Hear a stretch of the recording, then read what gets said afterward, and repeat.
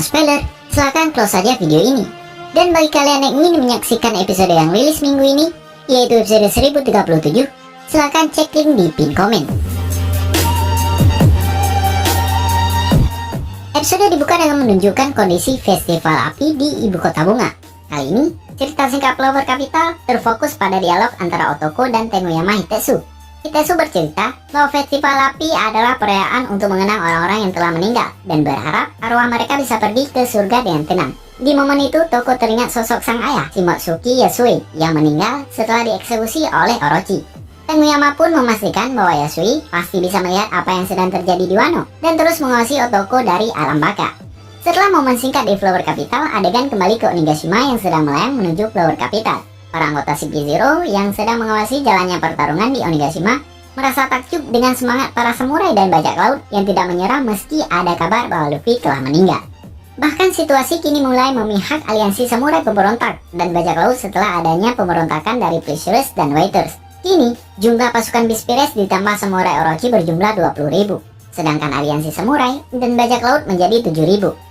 Jumlah itu masih bisa berubah dengan fakta bahwa para gifter telah mengonsumsi Kibidango buatan Otama dan tinggal menunggu untuk memberontak saat mereka mendengar perintah dari Tama. Berbicara kondisi Tama, dia bersama Nami dan Usopp sedang berputar-putar mencari jalan menuju panggung utama Onigashima demi bisa mengaktifkan efek dari Kibidango yang dia ciptakan. Di tengah-tengah pelarian itu, Nami baru menyadari bahwa jiwa Zeus sudah masuk ke Klimatak miliknya dan bisa menjadi senjata baru untuk bertarung. Zeus pun menjelaskan bagaimana dirinya bisa pindah dari gumpalan awan ke Klimatak Nami. Sayangnya Nami yang masih memendam rasa kesel ke Zeus tak mau mendengarkan cerita arwah buatan Big Mom tersebut. Saat tiba di panggung utama Onigashima, Usopp melihat ada bahu Wang yang hendak memberikan pengumuman yang mungkin bisa membuat semangat para samurai hancur. Kabar itu adalah kemungkinan matinya Momonosuke yang jatuh dari Onigashima bersama Shinobu saat dikejar-kejar oleh Kaido. Namun belum sempat menyampaikan pengumuman, konsentrasi bawang terpecah lantaran ulti yang tiba-tiba muncul dan langsung menghantam Usopp. Ulti yang babak belur setelah sebelumnya terkena hantaman jurus Big Mom mengatakan bahwa Utama adalah sumber dari semua masalah. Utama bertanggung jawab atas pemberontakan yang terjadi di Onigashima termasuk membuat Big Mom jadi membelot. Melihat Tama yang tidak berdaya, Nami langsung mengarahkan pukulan ke arah ulti. Dan di momen itulah Zeus memberikan bantuan. Klimatak Nami berubah bentuk jadi palu gada yang sukses mengenai kepala ulti meski tidak membuat ulti terhempas. Kerjasama antara Nami dan Usopp pun tersaji saat Usopp menembakkan peluru Green Star Sargasso yang memisahkan ulti dengan Tama dan membuat kesempatan bagi Nami untuk menejang ulti dengan jurus petirnya. Jurus Raite pun dilancarkan dan meski ulti sempat menghindar, serangan Nami tetap kena sasaran lantaran Zeus hadir untuk memberi bantuan. Ulti pun terkapat dan Bawang tidak sengaja mengumumkan momen tersebut. Dia bahkan mengumumkan bukan hanya ulti yang kalah, melainkan juga Pekuan yang sebelumnya telah dihajar oleh Big Mom. Kabar mengejutkan itu membuat kru Beast Pirates kaget bukan main, dan mereka mulai khawatir dengan situasi pertarungan di Onigashima. Dan saat semua orang sedang terkaget-kaget, Usopp sukses menangkap Bawang dan memberikan kesempatan pada Otama untuk mengaktifkan efek Kibidango-nya. Pertarungan ayah dan anak pun akan tersaji di puncak tengkorak Onigashima. Yamato sudah bertekad untuk memutus tali keluarga dengan Kaido. Dia menghunuskan palu gadanya ke hadapan sang ayah. Kaido mengatakan bahwa Yamato tidak akan mungkin bisa mengalahkan dirinya karena level mereka berbeda jauh. Yamato pun sadar dengan hal itu dan mengatakan bahwa apa yang dia lakukan sekarang adalah mengulur waktu sampai Luffy bisa kembali ke Onigashima. Yamato mengatakan Luffy adalah sosok yang ditunggu Kozuki Oden selama ini dan dia pasti bisa mengalahkan Kaido. One Piece episode kali ini pun ditutup dengan deklarasi Yamato bahwa dia akan berlayar ke lautan bersama Luffy. Dan itu akan dia lakukan setelah Kaido kalah dan terusir dari negeri Wano. Yang menjadi fokus utama dalam episode kali ini adalah pertarungan antara Jinbei dan Wushu. Ini adalah pertama kalinya dalam beberapa episode terakhir pertarungan Jinbei versus Wushu diperlihatkan oleh Eiichiro Oda. Dalam pertarungan itu, Jinbei merasa kebingungan dengan sikap Wushu yang sangat membenci dirinya. Padahal dia tidak pernah ada masalah pribadi dengan Wushu. Seakan ingin membuka semua rahasia yang dia pendam, Wushu mulai melancarkan serangan yang mengembalikan memori semua orang terhadap Arc Water 7 dan Arc Enies Lobby.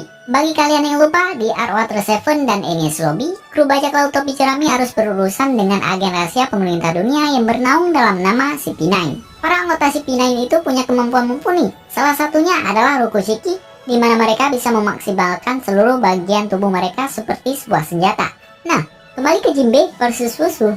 Salah satu anggota The Flying Six itu ternyata bisa menggunakan kemampuan Rokushiki. Mulai dari Shigan aka peluru jari yang dimodifikasi menjadi Hagan alias peluru pedang, dan Gagan alias peluru taring, Kankyaku alias kaki badai, dan Tekai alias tubuh baja. Keterampilan Wushu dalam menggunakan Rokushiki akhirnya mengingatkan Jinbei pada berita masa lalu di mana ada seseorang agen pemerintah dunia yang dipenjara hingga akhirnya melarikan diri. Wushu pun mengamini ucapan Jinbei itu dan mengatakan bahwa dia sebenarnya adalah agen andalan pemerintah. Namun 12 tahun yang lalu, Wushu mengaku telah membuat kesalahan besar yang membuat dia akhirnya harus dipenjara, dan posisinya sebagai salah satu agen terbaik pemerintah dunia disalib oleh Rob Lucci.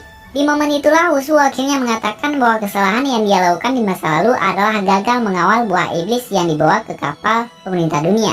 Dan buah yang gagal dilindungi itu adalah buah iblis yang dimakan belasan tahun lalu Monkey D. Luffy, Gomu Gomu no Mi. Apakah momen itu mengingatkan kalian pada sesuatu? Ya, informasi yang disampaikan Wushu itu membawa kita semua ke momen saat Luffy dimarahi Shanks lantaran memakan buah Gomu Gomu. Kalian ingat kapan momen itu terjadi? Ya, di chapter pertama dari komik One Piece. Saat itu, Shanks dan anak buahnya kaget melihat lengan Luffy yang bisa memanjang, dan Luffy pun mengaku baru saja memakan buah yang rasanya sangat tidak enak. Ternyata buah yang dimakan Luffy adalah Gomu Gomu no Mi yang menurut perkataan Lakiru direbut oleh bajak laut rambut merah dari kapal musuh. Dan menyambung ucapan Wushu di episode yang lalu, kapal musuh yang saat itu diserang oleh Shanks adalah kapal pemerintah dunia yang dijaga oleh dirinya. Dan akibat kegagalannya menjaga buah itu, hingga akhirnya jatuh ke tangan Shanks, Wushu harus hidup sebagai pesakitan. Belasan tahun kemudian, tepatnya 2 tahun lalu, Wushu yang sudah kabur dari penjara melihat sosok Luffy yang saat itu menjadi salah satu bajak laut muda menjanjikan. Melihat Luffy yang memiliki kemampuan buah iblis Gomu Gomu, memori kelam Wushu muncul kembali dan akhirnya dia sangat mengunci Luffy. Itulah sebabnya dia sangat ingin menghabisi Jinbei karena Jinbei adalah bagian dari bajak laut topi jerami pimpinan Luffy. Selain kabar mengejutkan soal hubungan Luffy dengan Wushu, episode kali ini juga memperlihatkan perubahan besar-besaran di pertarungan Onigashima. Otama akhirnya sukses mengaktifkan kemampuan buah iblisnya, dan bom Smogifter yang sudah memakan Kibidango buatannya membelot dari Kaido dan kini berada di sisi aliansi bajak laut dan samurai pemberontak. Kondisi itu membuat alur pertarungan di Onigashima akan berubah total. Di sisi lain, Queen yang ternyata adalah cyborg menggunakan wujud hybridnya untuk berhadapan dengan Sanji. Di momen itu, Queen pun mengkonfirmasi bahwa dia sempat bergabung dalam sebuah penelitian bersama Max Vinsmoke Charles, ayah dari Sanji. Entah apa yang terjadi di penelitian itu, tapi Queen jadi benci pada Judge dan kebencian itu disalurkan pada Sanji. Lalu ada Chopper yang kini bertubuh kecil tapi bersuara layaknya kakek-kakek akibat efek Rumble Ball buatan Kaisar. Chopper diberitahu oleh Miyagi, dokter dari suku Minks, bahwa mereka punya sebuah obat yang bisa membuat Zoro sembuh dalam seketika. Namun obat itu punya efek samping bahwa saat khasiat obat itu hilang, maka rasa sakit yang dirasakan peminumnya akan 2 kali lebih hebat dari sebelumnya. Zoro pun tidak peduli dengan efek samping itu dan meminta Miyagi untuk segera memberikan obat itu. Zoro mengatakan jika dia tidak bisa bertarung saat ini, maka semua perjuangannya akan sia-sia.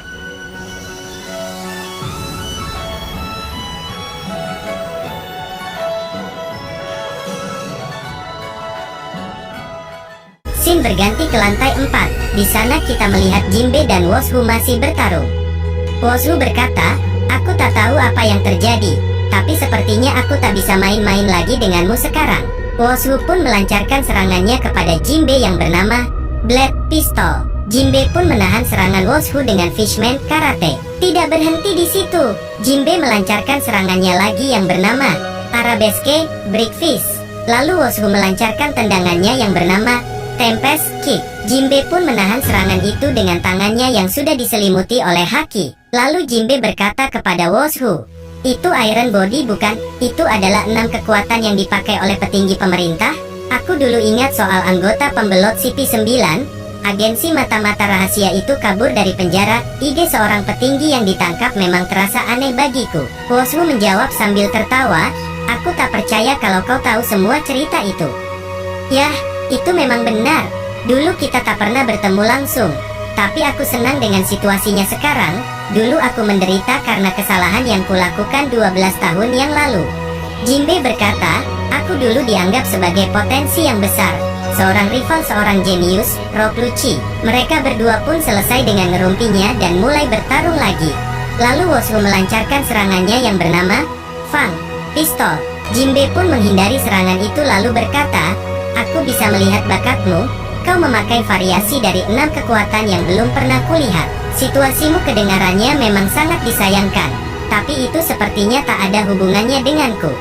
Woshu lalu menjawab, justru sebaliknya, kau baru saja bilang kalau kau anggota bajak laut kru Mugiwara. Nama itu selalu mengingatkanku pada masa laluku yang pahit 12 tahun yang lalu. Aku gagal menjaga buah iblis yang sedang dipindahkan di kapal pemerintah. Aku terkejut saat Luffy si Mugiwara muncul terkenal 2 tahun yang lalu. Saat itulah aku tahu buah gomu-gomu yang dicuri telah dimakan olehnya. Scene berpindah ke dalam kastil. Di sini kita melihat 300 gifter masih mengamuk menghajar para keroco Kaido. Kekacauan pun masih berlanjut. Di sana para keroco Kaido yang melihat Usopp, Nami, dan Otama melarikan diri berkata, bocah itu penyebabnya. Dia pasti punya kekuatan aneh. Menurutmu apakah kita bisa menghentikannya dengan membunuhnya? Lalu Usopp berkata sambil berlari, ini gawat. Mereka mengincar Otama. Tiba-tiba Daifugo datang untuk menghentikan para keroco itu dan menghajarnya. Di sana juga kita melihat Horsela yang datang membantu Usopp, Nami, dan Otama. Horsela berkata, tuanku, naiklah. Lalu Nami dan Otama pun menunggangi Horsela. Horsela berkata, semua berjalan sesuai rencana kan tuanku. Gifter pelari juga berkata, aku juga menemukan Komachio pingsan di belakang. Tapi kau tak perlu khawatir, serahkan saja pada kami, Master. Otama pun merasa senang Komachio masih hidup. Akan tetapi di sana ada yang terabaikan, yaitu Usopp. Usopp berlari sambil menangis dan berkata, jangan tinggalkan aku. Biarkan aku naik juga. Lalu Usopp pun sudah menunggangi Horsela. Nami berkata, kemampuan Otama benar-benar menakjubkan. Usopp menjawab sambil ngos-ngosan, betul, yang awalnya musuh sekarang jadi sekutu. Tiba-tiba Zeus berkata, jadi bagaimana Nami? Bolehkah aku jadi pelayanmu lagi? Nami menjawab, yang benar saja. Tidak. Lalu Nami berkata lagi, kita malah bisa jadi partner, bagaimana menurutmu? Zeus pun langsung bahagia dengan mata lope-lopenya setelah mendengar perkataan Nami. Lalu Zeus menghajar para keroco yang menghadang dan berkata, minggir kalian semua, partner Nami mau lewat.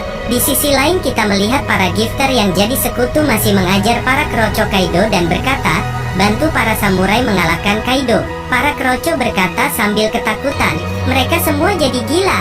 Scene berpindah ke tempat para Sipinol. Wanita mata berkata, amukan mereka juga memakan 2000 korban dari pihak kita. Jumlah pasukan bajak laut Beast sudah turun dari 30.000 jadi 20.000. Kalau kita tambah dengan pengkhianat dan korban baru maka jumlahnya 16.000 lawan 9.000. Bantuan para gifter bisa berujung dengan kesuksesan para aliansi. Sipi Nol Topeng Berbulu berkata, siapa pemenang dari perang ini tak berdampak pada kita. Kita hanya memastikan kematiannya. Apakah kita sudah pastikan identitasnya? Walaupun itu dia, semua informasi rahasia yang dia punya harusnya juga sudah kadaluarsa. Keselamatannya tidak akan mengancam Sekai Seifu. Para Sipinol berkata, membiarkan buronan selamat bisa mendatangkan masalah baru. Tapi siapa yang bisa jamin dia akan hidup sampai besok? Yang sedang dia hadapi, Jinbe pula. Scene berpindah ke lantai 4. Di sini kita melihat Woshu yang sedang melancarkan serangan kepada Jinbe yang bernama Moon Wolf. Jinbe berkata, jadi itu artinya kau menyimpan dendam kepada Luffy? Woshu menjawab, masalahku adalah dengan orang yang mencuri Gomu Gomu no Mi, yaitu Akagami no Sans. Lalu Woshu menyerang Jinbe sambil berkata, Luffy memakai topi jerami yang sama, dan dia juga yang mendapatkan kekuatan Gomu Gomu. Jadi wajar kalau kebencianku menjalar padanya. Lalu Woshu menyerang dengan teknik yang bernama Fang Cavalry Flash. Jinbe pun menahannya dengan tangan yang sudah diselimuti haki, dan mengangkatnya lalu membantingnya ke bawah dengan teknik yang bernama Fishman Jujutsu Eptide Shoulder Throw. Woshu pun terhempas ke bawah. Tidak hanya di situ, Jinbe lalu menyerangnya lagi dengan peluru air secara bertubi-tubi. Akan tetapi Woshu masih bisa berdiri lagi dan berkata sambil kesakitan, sial, sakit tahu. Lalu Woshu berkata lagi, yang ingin kutanyakan padamu adalah saat di penjara dulu aku mendengar cerita. Aku diejek untuk berdoa memohon ampunan kepada seseorang. Konon para budak zaman dahulu percaya dengan legenda seorang kesatria yang akan datang menyelamatkan mereka. Mereka memanggil dia Dewa Matahari Nika. Konon dia akan mendatangkan senyuman di bibir mereka dan membebaskan mereka dari penderitaan. Tapi siapa yang tahu dia memang ada atau tidak? Lalu Woshu menyerang Jinbe lagi sambil berkata, pengadilan kejamku diundur sangat lama, Jadi aku percaya pada legenda itu. Aku tak peduli dengan kebenarannya, aku cuma ingin selamat. Lalu Jinbe membalasnya dengan tinjunya dan berkata, lalu apa hubungannya denganku? Woshu menjawab sambil teriak, kau pemimpin bajak laut matahari. Ku dengar krunya terdiri dari bekas budak. Selain itu, bukankah sejarah Fishman adalah perbudakan? Lalu Woshu menyerang Jinbe dengan jari telunjuknya yang bernama Finger Pistol. Jinbe pun terkena serangannya. Tidak berhenti di situ, Woshu menyerangnya lagi secara bertubi-tubi, hingga membuat Jinbe merasa kesakitan. Woshu berkata sambil menyerang Jinbe, penjaga yang menceritakan tentang Mika padaku lenyap beberapa hari kemudian tanpa jejak. Aku tebak, mungkin cerita itu bukanlah cerita yang boleh disebarluaskan. Dan mendengarkannya juga bisa menjadi ancaman buatku. Jadi aku mempertaruhkan diri untuk kabur. Menarik bukan? Aku ingin dengar apa yang kau tahu soal itu. Lalu Jinbe menghajar balik Woshu hingga membuatnya terhempas. Jinbe pun menyerangnya lagi dengan Fishman Karate. Tidak hanya di situ, Jinbe meninjunya lagi dengan teknik Shark Grip. Lalu Jinbe berkata, tak ada yang ingin kukatakan padamu. Rasakan ini. Jinbe pun menyerang Woshu dengan teknik terkuatnya yang bernama Gargoyle Tail Fist. Serangan Jinbe pun membuat Woshu terhempas jauh tak sadarkan diri. Lalu Jinbe berkata, jika kau ingin berkomentar sejarah seseorang sebaiknya jangan setengah-setengah.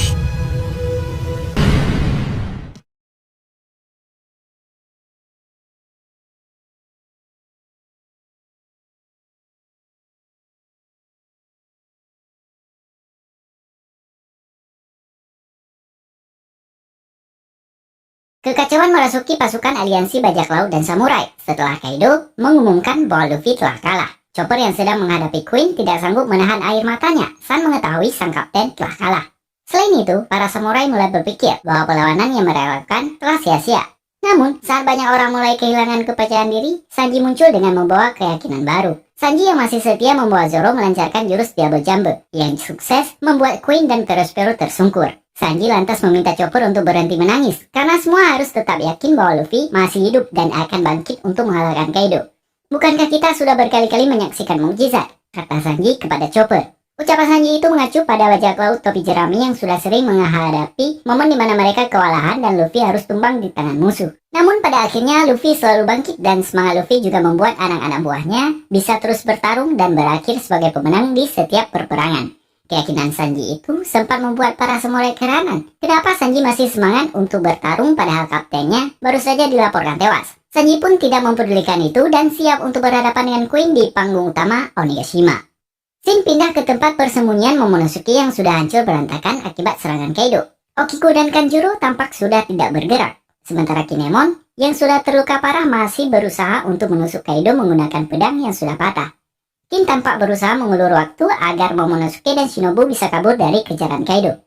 Namun usaha itu tampaknya kurang berguna lantaran kondisi Kin yang sudah bersimpah darah. Kaido pun menyebut bahwa usaha Kin tidak akan berguna karena hasil akhir akan tetap sama, yaitu Momonosuke akan mati di tangan Kaido. Kaido pun mengambil pedang milik Kin dan langsung menancapkannya ke tubuh Kin. Kin yang sudah tidak berdaya langsung terkapar di tanah dan Kaido melanjutkan perburuan terhadap Momonosuke. Di momen pelariannya, Momonosuke memegang salah satu maris dan hendak menyampaikan sebuah pengumuman pada semua orang yang ada di Onigashima. Sambil menangis, Momo mengumumkan bahwa Luffy masih hidup. Suara yang dia dengar di episode yang lalu ternyata adalah suara dari Luffy yang kini tenggelam di Lautan Wano. Momo dan Luffy menggunakan kemampuan Voice of All Things untuk saling berkomunikasi dan Luffy ingin Momo menyampaikan kabar bahwa dia masih hidup. Luffy tidak mau para pejuang kemerdekaan Wano jadi patah arang dengan kabar yang disampaikan Kaido. Luffy pun meminta semua orang untuk tetap bertarung sekuat tenaga dan tetap percaya bahwa dia akan bisa mengalahkan Kaido. Ucapan Luffy yang disampaikan Momo itu langsung membakar semangat para samurai yang tadi sempat padam dan pertarungan pun kembali panas. Jelang akhir episode, Eiichiro Oda menyisipkan sedikit perkembangan dari masing-masing karakter di Onigashima. Luffy yang tubuhnya tenggelam ditemukan oleh anggota Horde Pirates yang masih berkeliaran di lautan menggunakan polar tank. Mereka tampaknya juga mendengar suara Luffy dan bergegas untuk menyelamatkan kapten bajak laut topi jerami itu. Lalu Nami, Usopp, dan Tama yang sedang melarikan diri turut bersyukur bahwa Luffy masih hidup. Namun, mereka digagetkan dengan suara misterius yang muncul dari klimatak milik Nami. Dan ternyata suara itu muncul dari Zeus yang sukses melarikan diri dari Big Mom dan bersembunyi di klimatak Nami. Lalu ada Big Mom yang sedang terlibat 1 lawan 1 dengan Eustace Kid. Di tengah-tengah pertarungan, Law muncul sambil mengatakan bahwa dia sudah lama mengenal Luffy, dan itu membuat dia mempercayai kabar yang disampaikan Momo. Law pun mengajak Kid untuk bekerjasama melawan Big Mom, karena dia tidak mungkin bisa mengalahkan Big Mom sendiri. Episode pun ditutup dengan Kaido yang berhasil menemukan Momo, serta Shinobu yang membuat keduanya terpojok. Sayangnya, saat Kaido hendak menghabisi Momo, Yamato muncul dan berniat untuk menghadapi sang ayah. Yamato mengatakan, selama ini dia terbelenggu rantai ayah dan anak dengan Kaido, dan pertarungan di Onigashima ini merupakan saat yang tepat untuk memutus ikatan darah tersebut. Yang menjadi fokus utama dalam episode kali ini adalah pertarungan antara Jinbei dan Wushu. Ini adalah pertama kalinya dalam beberapa episode terakhir pertarungan Jinbei versus Wushu diperlihatkan oleh Eiichiro Oda. Dalam pertarungan itu, Jinbei merasa kebingungan dengan sikap Wushu yang sangat membenci dirinya, padahal dia tidak pernah ada masalah pribadi dengan Wushu. Seakan ingin membuka semua rahasia yang dia pendam, Wushu mulai melancarkan serangan yang mengembalikan memori semua orang terhadap Arc Water 7 dan Arc Enies Lobby. Bagi kalian yang lupa, di Arc Water 7 dan Enies Lobby, kru bajak laut topi jerami harus berurusan dengan agen rahasia pemerintah dunia yang bernaung dalam nama CP9. Para anggota CP9 itu punya kemampuan mumpuni. Salah satunya adalah Rokushiki, di mana mereka bisa memaksimalkan seluruh bagian tubuh mereka seperti sebuah senjata. Nah, kembali ke Jinbei versus Wushu. Salah satu anggota The Flying Six itu ternyata bisa menggunakan kemampuan Rokushiki. Mulai dari Shigan aka peluru jari yang dimodifikasi menjadi Hagan alias peluru pedang, dan Gagan alias peluru taring, Gankyaku alias kaki badai, dan Tekai alias tubuh baja. Keterampilan Wushu dalam menggunakan Rokushiki akhirnya mengingatkan Jinbei pada berita masa lalu di mana ada seseorang agen pemerintah dunia yang dipenjara hingga akhirnya melarikan diri. Wushu pun mengamini ucapan Jinbei itu dan mengatakan bahwa dia sebenarnya adalah agen andalan pemerintah. Namun 12 tahun yang lalu, Wushu mengaku telah membuat kesalahan besar yang membuat dia akhirnya harus dipenjara, dan posisinya sebagai salah satu agen terbaik pemerintah dunia disalib oleh Rob Lucci. Di momen itulah Wushu akhirnya mengatakan bahwa kesalahan yang dia lakukan di masa lalu adalah gagal mengawal buah iblis yang dibawa ke kapal pemerintah dunia. Dan buah yang gagal dilindungi itu adalah buah iblis yang dimakan belasan tahun lalu Monkey D. Luffy, Gomu Gomu no Mi. Apakah momen itu mengingatkan kalian pada sesuatu? Ya, informasi yang disampaikan Wushu itu membawa kita semua ke momen saat Luffy dimarahi Shanks lantaran memakan buah Gomu Gomu. Kalian ingat kapan momen itu terjadi? Ya, di chapter pertama dari komik One Piece. Saat itu, Shanks dan anak buahnya kaget melihat lengan Luffy yang bisa memanjang, dan Luffy pun mengaku baru saja memakan buah yang rasanya sangat tidak enak. Ternyata buah yang dimakan Luffy adalah Gomu Gomu no Mi yang menurut perkataan Lakiru direbut oleh bajak laut rambut merah dari kapal musuh. Dan menyambung ucapan Wushu di episode yang lalu, kapal musuh yang saat itu diserang oleh Shanks adalah kapal pemerintah dunia yang dijaga oleh dirinya. Dan akibat kegagalannya menjaga buah itu, hingga akhirnya jatuh ke tangan Shanks, Wushu harus hidup sebagai pesakitan. Belasan tahun kemudian, tepatnya 2 tahun lalu, Wushu yang sudah kabur dari penjara melihat sosok Luffy yang saat itu menjadi salah satu bajak laut muda menjanjikan. Melihat Luffy yang memiliki kemampuan buah iblis Gomu Gomu, memori kelam Wushu muncul kembali dan akhirnya dia sangat mengunci Luffy. Itulah sebabnya dia sangat ingin menghabisi Jinbei karena Jinbei adalah bagian dari bajak laut topi jerami pimpinan Luffy. Selain kabar mengejutkan soal hubungan Luffy dengan Wushu, episode kali ini juga memperlihatkan perubahan